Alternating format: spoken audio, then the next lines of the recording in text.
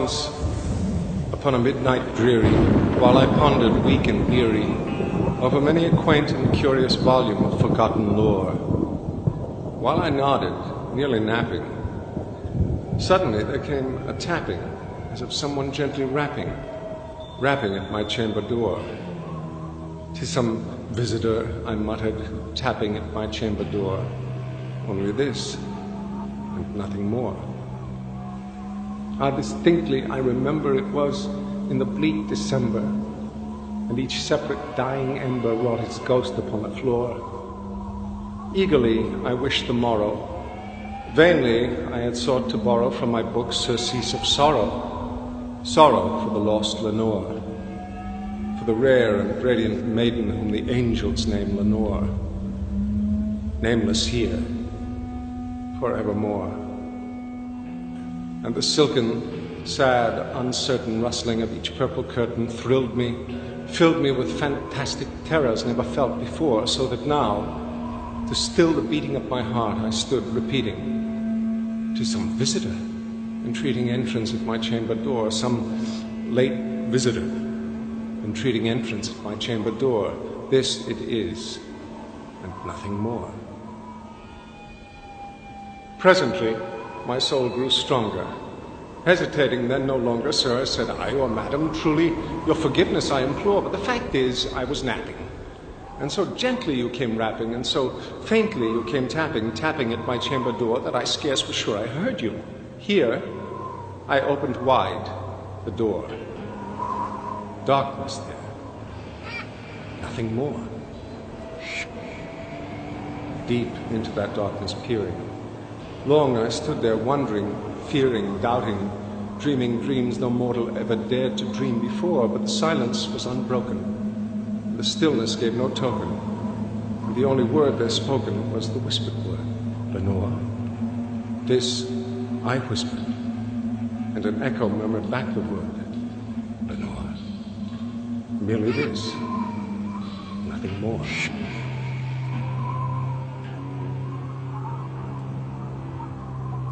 Back into the chamber turning, all my soul within me burning, soon again I heard a tapping, somewhat louder than before. "Surely," said I, "surely that is something at my window lattice. Let me see then what thereat is, and this mystery explore. Let my heart be still a moment, and this mystery explore. 'Tis the wind, and nothing more." Open here I flung the shutter, when, with many a flirt and flutter, in there stepped a stately raven of the saintly days of yore.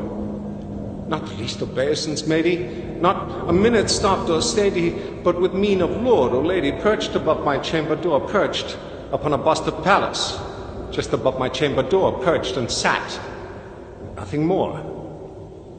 Then this ebony bird beguiling my sad fancy into smiling, by the grave and stir decorum of the countenance it wore. "Though thy crest be shorn and shaven, thou," I said, "art sure no craven, ghastly, grim, and ancient raven, wandering from the nightly shore. Tell me what thy lordly name is on the night's Plutonian shore." Quoth the raven, "Nevermore." Much I marveled this ungainly fowl to hear discourse so plainly, though its answer little meaning, little relevancy bore, for we cannot help agreeing that no living human being ever yet was blessed with seeing bird above his chamber door, bird or beast, upon the sculptured bust, upon his chamber door, with such a name as Nevermore. But the raven, sitting lonely on the pallid bust, spoke only that one word, as if his soul in that one word he did outpour. Nothing farther than he uttered, not a feather than he fluttered, till I scarcely more than muttered, "Other friends have flown before.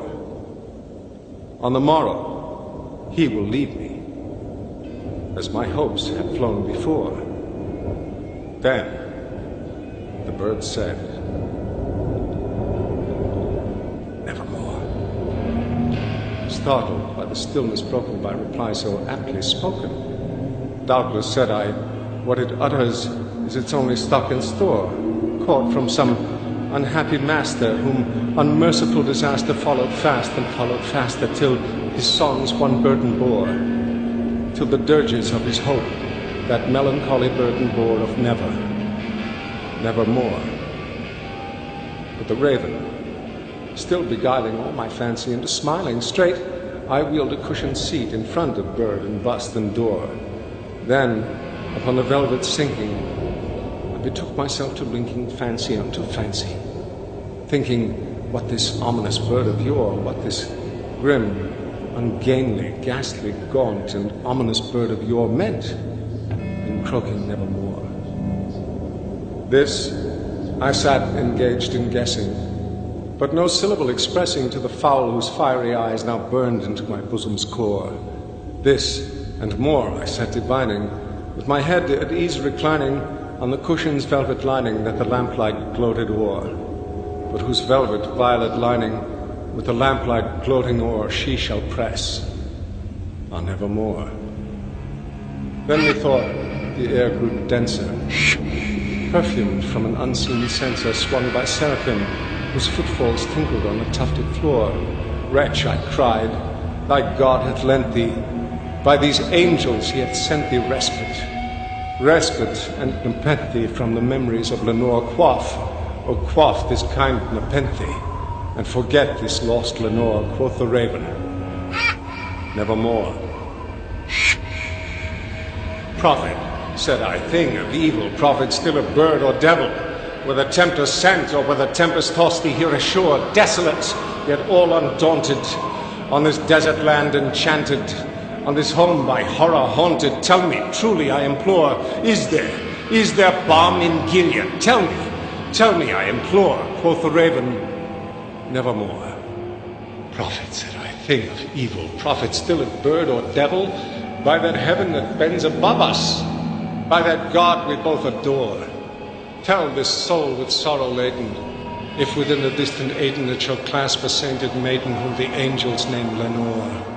Clasp a rare and radiant maiden whom the angels name Lenore. Quoth the raven, nevermore. Be that word our sign of parting, bird or fiend, I shrieked, upstarting, get thee back into the tempest and the night's Plutonian shore. Leave no black plume as a token of that lie thy soul had spoken. Leave my loneliness unbroken, quit the bust above my door, take thy beak from out my heart, and take thy form from off my door. Quoth the raven, nevermore. And the raven, never flitting, still is sitting, on the pallid bust of palace just above my chamber door. To his eyes have all the seeming of a demon's that is dreaming, and the lamplight o'er him streaming throws his shadow on the floor, and my soul, from out that shadow that lies floating on the floor, shall be lifted